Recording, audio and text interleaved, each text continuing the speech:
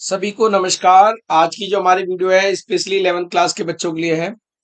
Political science की किताब में जो है चैप्टर नंबर 3 चुनाव और प्रतिनिधित्व से बहुत इंपॉर्टेंट टॉपिक है फर्स्ट पास्ट द पोस्ट, यानी कि फर्स्ट पास द पोस्ट प्रणाली के बारे में हम इस वीडियो में जानेंगे और अक्सर पेपर में पूछी जाती है, बहुत इंपॉर्टेंट है। तो इस वीडियो में बच्चे जानेंगे कि फर्स्ट पास द पोस्ट प्रणाली क्या होती है, इसके गुण क्या हैं, इसके अवगुण क्या हैं और क्यों भारत में इस प्रणाली को अपनाया गया है। तो आइए शुरू करते हैं, जानते हैं फर्स्ट पास द पोस्ट प्रणाली क्या होती है। बच्चों, अगर फर्स्ट पास द पोस्ट प्रणाली को शॉर्ट में कहें तो इसको एफपीटीपी कहते हैं। और ये प्रणाली जो है भारत में सबसे प्रचलित प्रणाली है, यानी कि भारत में जो है इसी प्रणाली का प्रयोग मुख्य रूप से किया जाता है। कि इस प्रणाली में जो है एक सदस्य निर्वाचन क्षेत्र बनाया जाता है। इसका तात्पर्य ये होता है कि एक जगह से जो है एक ही व्यक्ति को चुनकर आएगा। उस निर्वाचन क्षेत्र में सभी पार्टियां जो है अपने अपने उम्मीदवारों को खड़ा करती हैं और एफपीटीपी में जो है एक ही व्यक्ति को जीतना होता है। तो जिसमें सभी उम्मीदवारों में से जिसको सबसे ज्यादा वोट मिलते हैं उसको जीता हुआ माना जाता है। यानी कि एफपीटीपी का नियम कहता है कि एक संसदीय निर्वाचन क्षेत्र में या विधानसभा वाले क्षेत्र में जो जितने भी उम्मीदवार खड़े हुए हैं, जिसमें सबसे ज्यादा वोट मिलेंगे उसको वो जीता हुआ माना जाएगा। सबसे मेन बात यह है कि इस विधि में यह भी जरूरी नहीं है कि जीते हुए उम्मीदवार को 50% वोट मिले हों। कहने का तात्पर्य क्या होता है कि कम परसेंटेज वोट से भी जो है व्यक्ति जीता हुआ घोषित हो जाता है, यानी कि इसमें 50% की भी आवश्यकता नहीं होती। बस मेन जो होता है वो ये होता है कि आपको सबसे ज्यादा वोट चाहिए होता है, उससे कम पर भी सबसे ज्यादा मत होने के कारण इसको विजयी घोषित कर दिया जाता है। ठीक है। तो बच्चों, एफपीटीपी का जो मेन नियम है वो ये कहता है कि जिस व्यक्ति को सबसे ज्यादा वोट मिलेंगे वो जीता हुआ माना जाएगा, चाहे उसको 50% से कम ही क्यों वोट मिले हों। अगर भारत की बात की जाए तो भारत में लोकसभा, विधानसभा, पंचायत, नगर निगम इत्यादि के चुनाव होते हैं, उसमें इसी प्रणाली का प्रयोग किया जाता है। इसी प्रणाली के माध्यम से जो है हम अपने नेताओं को चुनते हैं। अब एफपीटीपी को एक उदाहरण के द्वारा भी समझते हैं। बच्चों, आपके स्क्रीन पर एक कटिंग आ रखी पेपर में कि पहली बार कांग्रेस को 3/4 बहुमत, ये 1984 की जो है न्यूज है। तो आइए इसके बारे में थोड़ा सा विश्लेषण करते हैं। बच्चों, 1984 के लोकसभा चुनाव में प्रमुख दलों को जो वोट और सीटें प्राप्त हुई थी उसको हमने टेबल में दिखाया गया है कि कांग्रेस पार्टी को 48% वोट मिले थे और वही सीटें 415 मिली थी। आपको पता ही है कि टोटल सीटें हमारी कितनी है बच्चों, 543। आप देख रहे हो 543 सीटों में 48% वोट पर वो 415 सीटें ले गई। भाजपा को जो है 7.4 में 2 सीटें मिली थी। जनता पार्टी को 6.7% पे 10 सीटें मिली थी। वहीं लोकदल को 5.7 पे 3 सीटें, वहीं माकपा को जो है 5.7% वोट पर 22 सीटें मिली थी। अब आप देख रहे हैं ना कि एफपीटीपी में क्या अंतर आ रहा है। यहाँ पे वोट शेयर देखिए बिल्कुल सेम है, पर सीटें जो है एक ज्यादा काफी से ज्यादा है, 3 से 22 की ओर है। वही कांग्रेस का आप देख रहे हो कि 48 पे जो है 415 सीटें जीती हुई हैं। ये दिखाता है कि एफपीटीपी से किस प्रकार से वोट शेयर की तुलना में आप ज्यादा सीटें प्राप्त कर सकते हैं। तो इस तरह देखें तो तेलुगु देशम को जो है 4% वोट पर 30 सीटें मिल गई। अब ये देखिए वोट शेयर यहाँ पे इसका कम है परंतु सीटें ज्यादा है। ये भी किस कारण से हुआ, ये एफपीटीपी कारण से हुआ। द्रमुक को 2.3 पर 2 सीटें मिली हैं। अन्ना द्रमुक को 16 पे जो है 12 सीटें मिली है। अब इसको 16% वोट मिल गया पर सीटें कितनी है, 12 है। अकाली दल को 1% वोट मिला, 7 सीटें। असम गण परिषद को 1% वोट मिला, 7 सीटें। कहने का तात्पर्य क्या है कि वोट शेयर और सीटों में आप बहुत बड़ी असमानता देखने को मिल जाएगी, क्योंकि जिसको ज्यादा वोट मिलते हैं वो जीता हुआ माना जाता है। उपरोक्त उदाहरण से हमें पता चलता है कि कांग्रेस को एफपीटीपी के तहत कारण जीत मिली है, भारी बहुमत से जीत मिली है। मतों के मुकाबले उसकी अधिक सीटें प्राप्त हुई है। कहने का तात्पर्य क्या है कि मत तो उसको 50% में नहीं प्राप्त हुए, परंतु जो उसकी सीटें जो है 50% से ऊपर गई हैं वो कहीं ना कहीं एफपीटीपी से हुई है। और विरोधी के अगर समस्त मतों को जोड़ दें तो आप 52% करीब विरोध में मत पड़ा, तब भी कांग्रेस की सीटें ज्यादा आई। कारण क्या है, वो उसमें एफपीटीपी का ही है। अच्छा, एक चीज और है, इसमें बाकी सभी के जो वोट होते हैं वो बेकार हो जाते हैं। जिसके फर्स्ट नंबर पे आता है वो ठीक है, उसके बाद जो है सबके वोट जो है बेकार हो जाते हैं। अब बच्चों हम बात करते हैं कि फर्स्ट पास द पोस्ट यानी कि एफपीटीपी के गुण क्या हैं। इसको समझना बहुत जरूरी है कि इस विधि के फायदे क्या हैं, इस प्रणाली के फायदे क्या हैं, इसको क्यों प्रयोग में लाया जाता है। सबसे पहली बात यह है कि इस प्रणाली का सबसे बड़ा गुण यह है कि ये सबसे सरल और सुगम प्रणाली है। बच्चों, ये जो प्रणाली है इसको समझने में कोई दिक्कत नहीं आती। बिल्कुल समझना बहुत ही आसान है, बिल्कुल सरल विधि है। इसीलिए ये इसकी बहुत बड़ी विशेषता है। कहने का तात्पर्य क्या है कि सबसे ज्यादा वोट किसको मिलेंगे सबको पता चल जाता है। वो देख सकता है कि किसको ज्यादा वोट मिलेगा, वो जीता हुआ माना जाता है। तो ये प्रणाली इतनी सरल है, इतनी सुगम है कि हर वोटर्स को जो है समझ में आ जाती है। दूसरा, अगर इसके बाद की बात करें तो वोटर्स और जनप्रतिनिधि के बीच में प्रत्यक्ष संबंध देखने को मिलता है।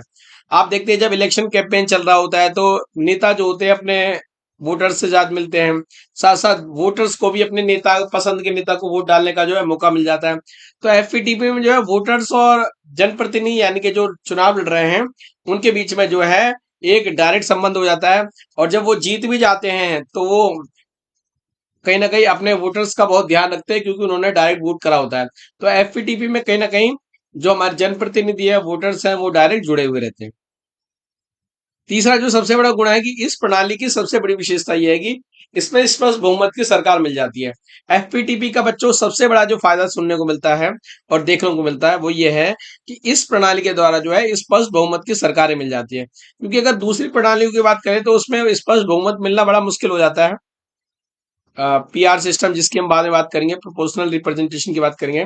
पर एफपीटीपी का फायदा यह है कि यहाँ पे आपको जो है एक स्पष्ट बहुमत की सरकार देखने को मिल जाती है।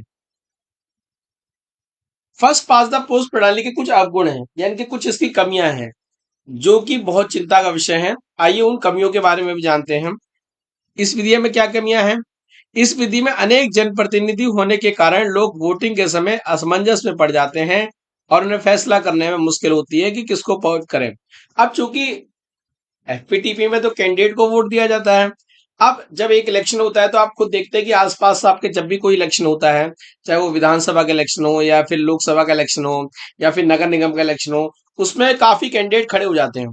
अब जब इतने सारे कैंडिडेट खड़े हो जाते हैं तो उस समय एक वोटर्स को यह तय करना बड़ा मुश्किल हो जाता है कि किसको वोट करें, क्योंकि संख्या ज्यादा होती है, विकल्प ज्यादा होते हैं। और अगर मान लो सबके मैनिफेस्टो एक ही हैं, मतलब वादे एक ही हैं, उस स्थिति में जो है मतदाताओं के सामने एक बहुत बड़ा विकट प्रश्न होता है कि वो किसको चुने। दूसरे इसके अवगुण की बात करेंगे। इस विधि में जीतने वाले कैंडिडेट को छोड़कर सभी के मत बेकार हो जाते हैं। कहने का तात्पर्य क्या है कि इस प्रणाली में क्या होता है कि जिसको सबसे ज्यादा वोट मिलते हैं वो जीता हुआ माना जाता है। मान लो ए को जो वोट मिले हैं वो 1 लाख में से 40,000 में वोट मिले, उसमें और कैंडिडेट खड़े थे तो दूसरे को मिले 30,000 वोट, सी को मिले हैं 20,000 वोट, 40 3 70 और 2 90, और डी को मिले हैं आपके 10,000 वोट। अब बच्चों इसमें आपको पता ही है एफपीटीपी के तहत कौन जीता हुआ माना जाएगा, ये माना जाएगा क्योंकि उसको सबसे ज्यादा वोट मिले हैं। पर रिजल्ट के बाद जो है इन सब के जो वोट है वो बेकार हो गए, यानी कि 30 2 50 और एक 60,000 वोट बेकार हो गया एफपीटीपी में। यानी कि इतने सारे वोट लाने का भी उनका कोई फायदा नहीं हुआ, क्योंकि एफपीटीपी में जो सबसे ज्यादा जिसको वोट मिलते हैं वो जीता हुआ माना जाता है, इसलिए अन्य वोट जो है सारे खराब हो जाते हैं। तीसरे पॉइंट में बात करेंगे। इस विधि में बिना बहुमत वाले कैंडिडेट भी वोट के विभाजन के कारण जीत जाते हैं।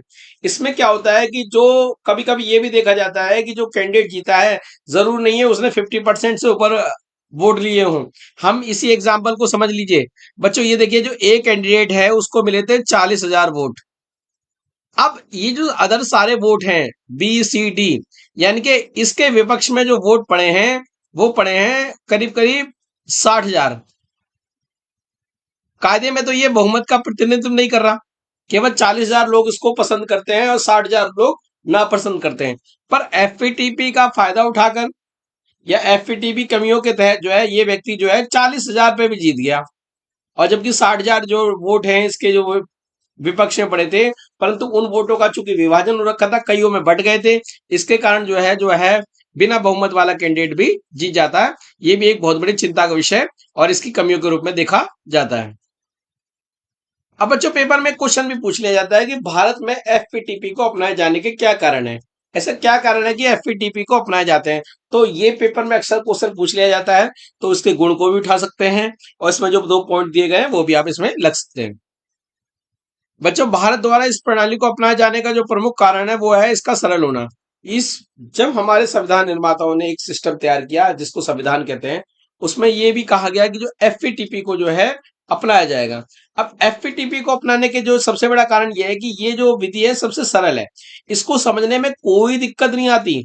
कोई भी व्यक्ति जो होता है कि कम पढ़ा लिखा भी होगा वो भी समझ जाएगा कि जिसको सबसे ज्यादा वोट मिले हैं वो जीता हुआ माना जाएगा।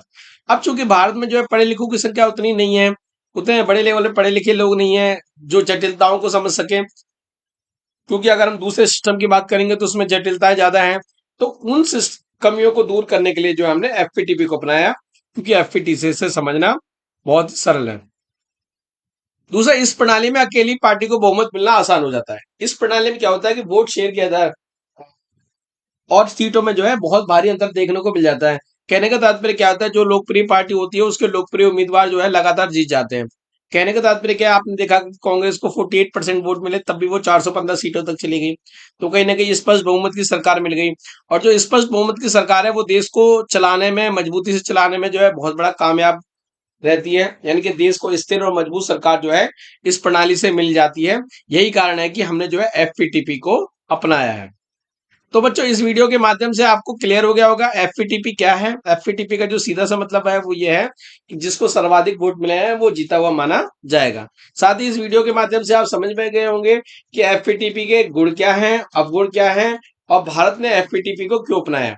अगर आपको मेरी वीडियो अच्छी लगी हो तो मेरे चैनल को सब्सक्राइब करें, साथ ही इस वीडियो को लाइक करें, और जो भी जरूरतमंद स्टूडेंट्स हैं, जो भी आपके दोस्त हैं, उनके साथ शेयर करें ताकि वो भी इस वीडियो का फायदा उठा सकें। वो भी इस वीडियो के माध्यम से जो है अपने 11th क्लास में अच्छे नंबर ला सके। तो आशा करता हूँ इस वीडियो के माध्यम से आपको एफपीटीपी पर एक व्यापक समझ बनी होगी। आपको उसके अर्थ, गुण, अवगुण क्लियर हो गए होंगे। अगली वीडियो में मिलेंगे किसी नए टॉपिक के साथ। तब तक के लिए टाटा बाय बाय।